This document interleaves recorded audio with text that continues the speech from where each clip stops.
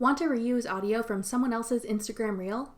I'm Jessica from techboomers.com, and in this video, I'll be showing you how to use audio from other users' Instagram reels. Now let's get started. To use someone else's reel's audio, open the reel with the sound you want to use, then tap the audio icon in the bottom right corner. Here you can see all the reels that have used this audio track. Tap Save Audio if you want to bookmark it to use later. To make your own reel with this audio now, tap Use Audio at the bottom. Then proceed with creating your reel with that sound already added. That's all it takes to use audio from other users' Instagram reels.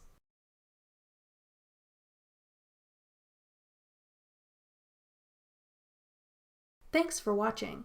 If you found this video helpful, we'd love it if you'd hit the thumbs up button below and subscribe to our channel. We put out great new tech tutorials like this one every week.